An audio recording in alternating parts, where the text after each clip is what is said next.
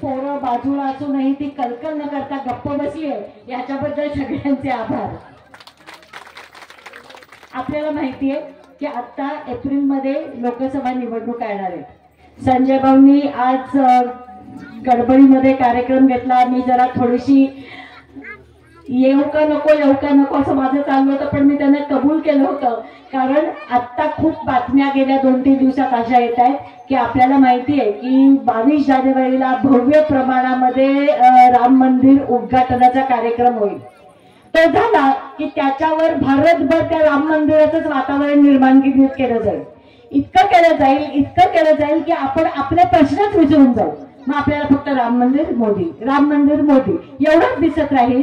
पण आपल्या गावचा पाण्याचा प्रश्न आहे, आपल्या गावच्या शाळेवरती छप्पर नाही आहे। आता मी सकाळपासून इथे 3-4 कार्यक्रम करत आले दुपारपासून।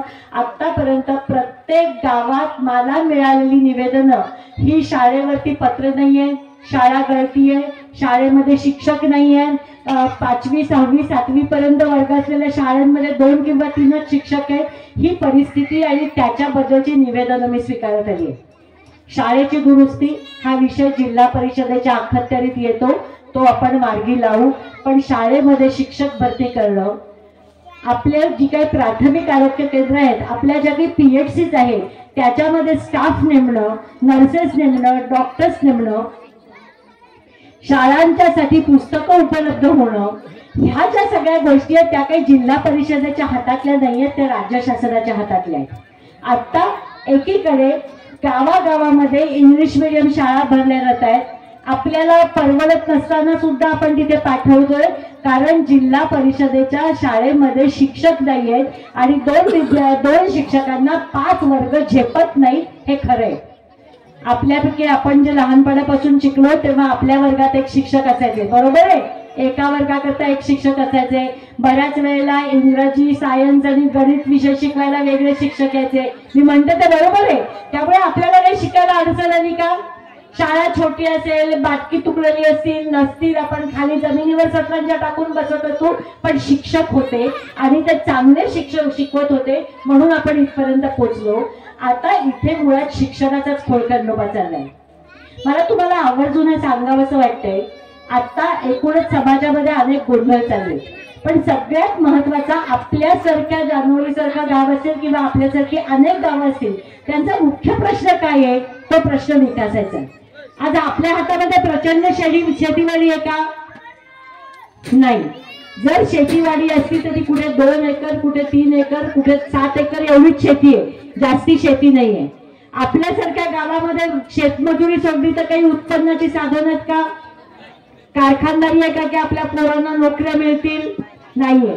मग आपल्या जर कुटुंबाची भरभराट करायची असेल, आपलं घर नव्याने बांधायचं असेल, आपल्याकडे पोराबाळांना चांगलं शिकवायचं असेल, तर आपल्या हातात मार्ग कुठला आहे? शिक्षणाचाच मार्ग आहे।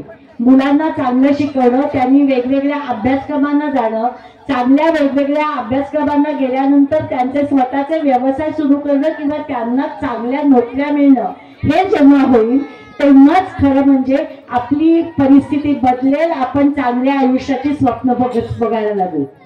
मी 3 गोष्टी बोलले। मुलांना शिक्षण चांगलं मिळालं पाहिजे, त्यांना चांगल्या अभ्यासक्रमांना प्रवेश मिळाला पाहिजे आणि त्यातून त्यांना नोकऱ्या मिळाल्या पाहिजे। आता यातल्या एकेका मुद्द्याकडे आपण वळूयात। पहिला मुद्दा म्हणजे चांगलं शिक्षण मिळालं पाहिजे। जिथे आता शिक्षक भरतीच होत नाहीये, जिथे हॉस्पिटलमध्ये डॉक्टर्स नाहीयेत, तिथे आपल्या आरोग्याची किंवा शिक्षणाची काळजी घेतली जाणार आहे का? नुसत्या इमारती बांधून शिक्षण किंवा आपल्यावरती उपचार होतात का? तिथे तज्ञ डॉक्टर असावे लागतात। त्यामुळे मुळामध्ये हे महाराष्ट्र शासनाचं काम आहे की जिल्हा परिषदेच्या शाळांसाठी शिक्षक नेमा आणि आमच्या प्राथमिक आरोग्य केंद्रांमध्ये डॉक्टर आणि नर्सेस नेमा। आत्ताचं सरकार ते नेमत नाहीये, कुठलंच सरकार नेमत नाहीये। पुढचा मुद्दा घेऊया, चांगलं शिक्षण, वरचं शिक्षण मिळण्याचा। आता सरकारने, मी तुम्हाला अगदी एक सोपं गणित सांगते। आपण जेव्हा एखाद्या शाळेमध्ये किंवा कॉलेजमध्ये मुलांना पाठवतो तेव्हा त्या कॉलेजचा खर्च जर 100 रुपये असेल, हे मी माझ्या वेळची गोष्ट सांगते। मी जेव्हा शिकले तेव्हा कॉलेजचा खर्च जर 100 असेल तर त्यातले 80 रुपये सरकारकडनं येत होते आणि 20 रुपये हे त्या संस्थेला उभे करावे लागत होते. मग ते 20 रुपये कुठून यायचे? ते त्या 60 विद्यार्थ्यांच्याकडनं यायचे. परवडणारं शिक्षण होतं. हळूहळू काय झालं, सरकारकडनं येणारे 80 रुपये कमी कमी कमी होत गेले. ते 60 झाले, मग ते 40 झाले, मग ते आता 20 झाले आणि मग आता कुठेतरी जेमतेम 10% लोक सरकारकडनं येतात आणि उरलेले 90 रुपये 90% हे ते संस्थांना सांगतात, कॉलेजेसला सांगतात तुमचं तुम्ही उभे करा. मग आपण ते कसे उभे करणार? पोरांच्या फिया वाढवणार. जिथे 2000 रुपये देऊन कॉलेजचं शिक्षण होतं तिथे 25 आणि 40,000 रुपये देऊन 1 लाख रुपयेहून पोरांचं शिक्षण झालं तर आपण किती जण पाठवणार आपल्या पोरांना शिकायला? नाही पाठवत ना. पोरांना सांगतो आहे ती शेतीत कर, शेतमजुरी कर, काहीतरी छोटासा व्यवसाय कर. मग ती माणसं काय करतात? जगण्याचा प्रयत्न करतात, नाही तर कुठेतरी शहराकडे वळून पुन्हा मोलमजुरीचीच कामं करतात. हे स्वप्न आपल्याला बाबासाहेबांनी दाखवलं नव्हतं. बाबासाहेबांनी आपलं स्वप्न दाखवलं होतं उच्च शिक्षणाचं. पोरांना इंजिनियर, डॉक्टर, शिक्षक, बँकेत अधिकारी, कॉम्प्युटरचे इंजिनियर बनणं अशा वेगवेगळ्या प्रकारची स्वप्न घेऊन आपण मुलांना मोठं करतोय. पण इथलं सरकार ज्या एका शिक्षणातनं आपण आपली परिस्थिती बदलू बघतोय ते शिक्षणाच्याच मुळावरती कुऱ्हाडीने घाव घातलेला आहे आणि ह्याचा आता निषेध करायची गरज आहे.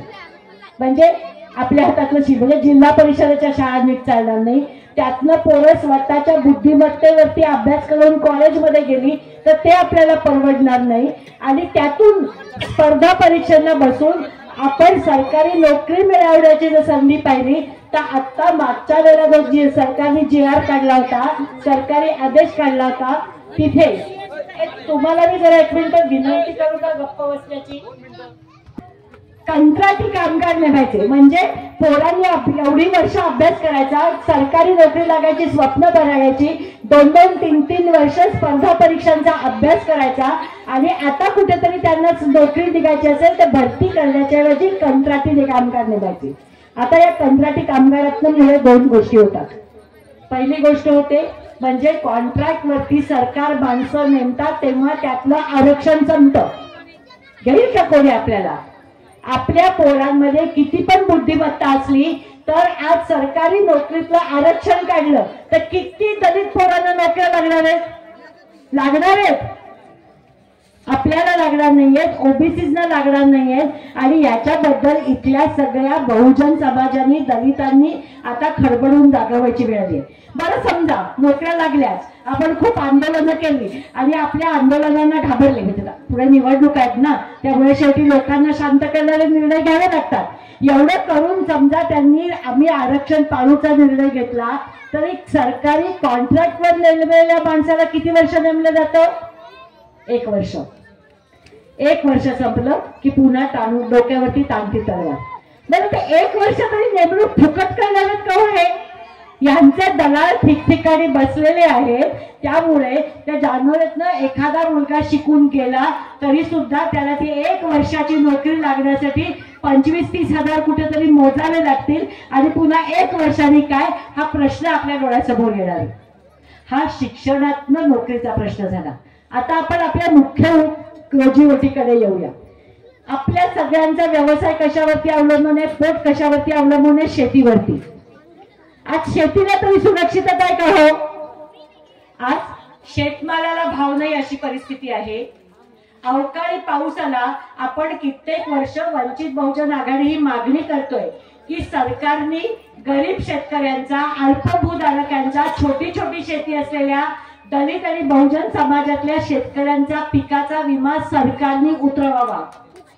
या मागणीला सरकार विराज नाहीये. आज जर आपल्या पिकाचा विमा सरकारने उतरवला तर अवकाळी पाऊस आला, दुष्काळ पडला, काही नैसर्गिक आपत्ती आली, रोग पडला तर निदान आपण ज्या जमिनीमध्ये कष्ट करतोय त्या जमिनीतलं पीक तरी आपल्या हाताला लागेल, त्याचा पैसा तरी आपल्याला हाताला लागेल. आपण निदान पुढच्या पिकाची सोय तरी करू शकू, पुढच्या पेरणीसाठी आपल्याकडे खत आणि धान्य येईल. पण ही सुद्धा गोष्ट शेतकऱ्यांसाठी आज करत नाहीये. आज शेतकऱ्यांच्यासाठी पिकाचं संरक्षण नाही.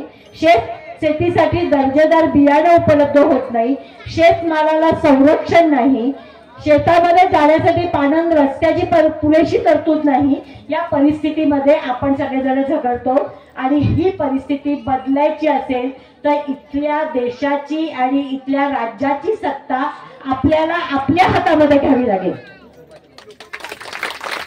मला काल एका पत्रकाराने विचारलं की ताई जिल्हा परिषद तर आपली आहे ना. अरे पण जिल्हा परिषदेला काही उत्पन्नच नाहीये. जिल्हा परिषद केव्हा काम करू शकतं? जेव्हा महाराष्ट्र सरकारकडनं जिल्हा परिषदेला निधी येतो. उत्पन्न खूप तुटपुंज आहे. मी आधीच्या गावात गेले होते तेव्हा प्रचंड वाईट रस्ता होता. नीलादेश शेकोकर म्हणाला ताई आम्हाला हा सगळा रस्ता दुरुस्त करायचा होता, पण आम्हाला जेमतेम 15 लाख मिळाले आणि त्याच्यामध्ये रस्ता दुरुस्त होणं शक्य नव्हतं. जिल्हा परिषदेकडे असणारे पैसे खूप अपुरे असतात. महाराष्ट्र सरकारने दिल्याशिवाय जिल्हा परिषद काही करू शकत नाही. त्यामुळे देशाच्या मध्ये आणि महाराष्ट्रामध्ये जोपर्यंत आपण सरकार बदलत नाही तोपर्यंत आपली परिस्थिती बदलणार नाही हे आपण लक्षात घेतलं पाहिजे. शेवटी जिथे पैसा असतो त्या पैशाचा वापर करण्यासाठी आपल्याला तिथे निर्णय घेणारी आपली माणसं निवडून देऊन बसवावी लागतात आणि तीच बसवलं नाही तर पुढची 5 वर्ष हातात काहीही राहिलं नाही अशी म्हणण्याची वेळ येते. त्यामुळे मी आज तुम्हाला सगळ्यांना विनंती करायला आलेली आहे की आत्ताची परिस्थिती खूप बिकट आहे. सगळेजण मला सांगतात ताई आपल्या बाबासाहेबांनी लिहिलेलं संविधान हे बोलून काढते. ते पूर्ण संविधान रद्द नाही करणार. त्यांना माहिती आहे जगभरामध्ये त्यांची नाचक्की होईल, पण ते काय करतील ते आत्म कुरतडून काढतील. म्हणजे काय तर ज्या ज्या संविधानातल्या सोयी, ज्या ज्या संविधानातल्या तरतुदी दलितांच्या आणि बहुजनांच्या संरक्षणासाठी आहेत, महिलांच्या संरक्षणासाठी आहेत, त्यांच्या विकासासाठी आहेत, त्यांना जिल्हा परिषद, महाराष्ट्र राज्य, ग्रामपंचायत इथे निवडून देण्याच्या किंवा पार्लमेंटमध्ये निवडून जाण्याच्या सोयी देणाऱ्या सवलती आहेत, राजकीय आरक्षणासारख्या त्या मोडून काढतील. आपल्याला तुम्ही जसे पूर्वी होतात तसेच जगा, गपगुमान करा, नाहीतर आम्ही इथे दंगली घडवायला बसलेलोच आहोत अशा प्रकारचा सुप्त मेसेज आपल्याला सातत्याने त्याच्यामध्ये दिला जातो आणि आपल्याला एका भयाकडे ढकललं जातं. आपल्या हातात 1 महिना आहे. आपल्या हातात 1 महिना कशासाठी आहे? 1 महिना आपल्याला घरोघरी जाऊन आपल्या बरोबर जे बहुजन समाज आहेत, आपल्या बरोबर जे मराठा समाजातले कास्तकार लोक आहेत, ज्यांचं शेतीवर किंवा मजुरीवरती पोट आहे, अशा सगळ्यांना जाऊन सांगायचंय की आपण सगळेजण राम मंदिराचा सोहळा बघूया, पण त्यांनी आपलं पोट भरणार नाहीये, त्यांनी आपले प्रश्न सुटणार नाहीये. आपले प्रश्न सोडवण्यासाठी आपल्यासाठी लढणारा माणूसच आपल्याला लोकसभेमध्ये, विधानसभेमध्ये आणि जिल्हा परिषदेमध्ये आणि ग्रामपंचायतीत निवडून पाठवायचा आहे. आणि हे आपण इतरांना जाऊन जेव्हा सांगू तेव्हाच खऱ्या अर्थाने आपण बाळासाहेबांचं विचार लोकांच्या पर्यंत पोहोचवू आणि बाबासाहेबांचं स्वप्न साकार करण्याच्या दिशेने आपण मार्गक्रम करू. आपण सगळेजण उशिराबद्दल थांबलात याच्याबद्दल तुमच्या सगळ्यांचे मनपूर्वक आभार. सगळ्यांना जय भीम, जय भारत.